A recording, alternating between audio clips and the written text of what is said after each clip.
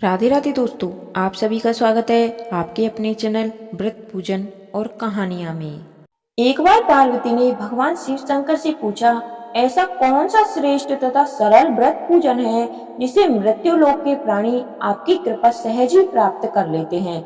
उत्तर में शिव जी ने पार्वती जी को शिवरात्रि के व्रत का विधान बताकर यह कथा सुनाई। एक गांव में एक शिकारी रहता था। पशुओं की हत्या करके वह अपने कुटुंब को पालता था। वह एक साहूकार का ऋणी था, लेकिन उसका ऋण समय पर न चुका सका। क्रोधवश साहूकार ने शिकारी को शिव मठ में बंदी बना लिया। संयोग से उस दिन शिवरात्रि थी। शिकारी ध्यान मग्न होकर शिव संबंधी धार्मिक बातें सुनता रहा। चतुर्दशी को उसने शिवरात्रि की कथा भी सुनी। संध्या होते ही साहूकार ने उसे अपने पास बुलाया और ऋण चुकाने के विषय में बात की। शिकारी अगले दिन सारा ऋण लौटा देने का वचन देकर बंधन से छूट गया। अपनी दिनचर्या की भांति वह जंगल में शिकार के लिए निकला, लेकिन दिन भर बंदी गृह में रहने के कारण भूख प्यास से व्याकुल था। शिकार करने के लिए वह एक तालाब के किनारे बेल वृक्ष पर पड़ाव बनाने लगा। बेल वृक्ष के नीचे शिवलिंग था, जो बेल पत्रों से ढका हुआ था। शिकारी को उसका पता न चला। पड़ाव बनाते समय उसने जो टहनियां तोड़ी, वे संयोग से शिवलिंग पर गिरी। इस प्रकार दिन भर भूखे प्यासे शिकारी का व्रत भी हो गया और शिवलिंग पर बेलपत्र भी चढ़ गए। एक प्रहर रात्रि बीत जाने पर एक गर्भिणी मृगी तालाब पर पानी पीने पहुंची। शिकारी ने धनुष पर तीर चढ़ाकर जो ही प्रत्यंचा खींची, मृगी बोली, मैं गर्भ से हूँ, शीघ्र ही प्रसव करूंगी। तुम एक साथ दो जीवों की हत्या करोगे, जो ठीक नहीं है। मैं अपने बच्चों को जन्म देकर शीघ्र ही तुम्हारे सामने प्रस्तुत हो जाऊंगी, तब मुझे मार लेना। शिकारी ने प्रत्यंचा ढीली कर दी और मृगी झाड़ियों में लुप्त हो गई। कुछ ही देर बाद एक मृगी उधर से निकली। शिकारी की प्रसन्नता का ठिकाना न रहा। समीप आने पर उसने धनुष पर बाण चढ़ाया। तब उसे देखकर मृगी ने विनम्रता पूर्वक निवेदन किया, हे पारधी, मैं थोड़ी देर पहले ही ऋतु से निवृत्त हुई हूँ। कामातुर विरहिणी हूँ, अपने प्रिय की खोज में भटक रही हूँ। मैं अपने पति से मिलकर शीघ्र ही तुम्हारे पास आ जाऊंगी। शिकारी ने उसे भी जाने दिया। दो बार शिकार को खोकर उसका माथा ठनका। वह चिंता में पड़ गया। रात्रि का आखिरी प्रहर बीत रहा था। तभी एक अन्य मृगी अपने बच्चों के साथ उधर से निकली। शिकारी के लिए स्वर्णिम अवसर था। उसने धनुष पर तीर चढ़ाने में देर न लगाई।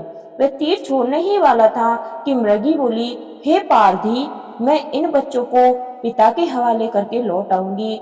मुझे इस समय मत मारो। शिकारी हंसा और बोला, सामने आए शिकार को छोड़ दो। मैं ऐसा मूर्ख नहीं। इससे पहले मैं दो बार अपना शिकार खो चुका हूँ। मेरे बच्चे भूख प्यास से तड़प रहे होंगे। उत्तर में मृगी ने कहा, जैसे तुम्हें अपने बच्चों की ममता सता रही है, ठीक वैसे ही मुझे भी। इसलिए सिर्फ बच्चों के नाम पर मैं थोड़ी देर के लिए जीवन दान मांग रही हूँ। हे पारधी, मेरा विश्वास कर। मैं इन्हें इनके पिता के पास छोड़कर तुरंत लौटने की प्रतिज्ञा करती हूँ। मृगी का दीन स्वर सुनकर शिकारी को उस पर दया आ गई। उसने उस मृगी को भी जाने दिया। शिकार के अभाव में बेल वृक्ष पर बैठा शिकारी बेल पत्र तोड़ तोड़कर नीचे फेंकता जा रहा था। पांव फटने की हुई तो है एक हष्ट पुष्ट मृग उसी रास्ते में आया। शिकारी ने सोच लिया कि इसका शिकार वह अवश्य करेगा। शिकारी की तनी प्रत्यंचा देखकर मृग विनीत स्वर में बोला, हे पारदी भाई, यदि तुमने मुझसे पूर्व आने वाली 3 मृगियों को तथा छोटे छोटे बच्चों को मार डाला है, तो मुझे भी मारने में विलंब न करो, ताकि उनके वियोग में मुझे एक क्षण भी दुख न सहना पड़े। मैं उन मृगियों का पति हूँ। यदि तुमने उन्हें जीवन दान दिया है, तो मुझे भी कुछ क्षण जीवन दान देने की कृपा करो। मैं उनसे मिलकर तुम्हारे सामने उपस्थित हो जाऊंगा। मृग की बात सुनते ही शिकारी के सामने पूरी रात का घटना चक्र घूम गया। उसने सारी कथा मृग को सुना दी। तब मृग ने कहा, मेरी तीनों पत्नियां जिस प्रकार प्रतिज्ञाबद्ध होकर गई हैं, मेरी मृत्यु से अपने धर्म का पालन नहीं कर पाएंगी। अतः जैसे तुमने उन्हें विश्वास पात्र मानकर छोड़ा है, वैसे ही मुझे भी जाने दो। मैं उन सबके साथ तुम्हारे सामने शीघ्र ही उपस्थित होता हूँ। उपवास, रात्रि जागरण तथा शिवलिंग पर बेलपत्र चढ़ाने से शिकारी का हिंसक हृदय निर्मल हो गया। उसमें भगवत शक्ति का वास हो गया। धनुष तथा बाण उसके हाथ से सहज ही छूट गए। भगवान शिव की अनुकंपा से उसका हृदय करुणायित भावों से भर गया। वह अपने अतीत के कर्मों को याद करके पश्चाताप की ज्वाला में जलने लगा। थोड़ी ही देर बाद मृग सह परिवार शिकारी के समक्ष उपस्थित हो गया ताकि वह उसका शिकार कर सके, किंतु जंगली पशुओं की ऐसी सत्यता, सात्विकता एवं सामूहिक प्रेम भावना देखकर शिकारी को बड़ी ग्लानि हुई। उसके नेत्रों में आंसुओं की झड़ी लग गई। उस मृग परिवार को न मारकर शिकारी ने अपने कठोर हृदय की जीव हंसा से हटा के सदा कोमल एवं दयालु बना लिया।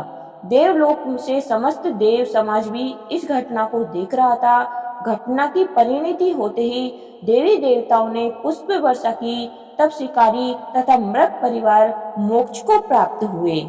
हे भोलेनाथ, जैसे उस शिकारी तथा उस मृग को मोक्ष प्रदान किया, वैसे सभी को मोक्ष प्रदान करें। कहानी सुनने वाले और सुनाने वाले सभी का भला हो, आपकी सभी मनोकामनाएं पूर्ण हो। अगर आपको मेरी ये व्रत कथा अच्छी लगी हो तो आपके अपने चैनल को सब्सक्राइब करें और कमेंट में जय भोलेनाथ अवश्य लिखें। धन्यवाद।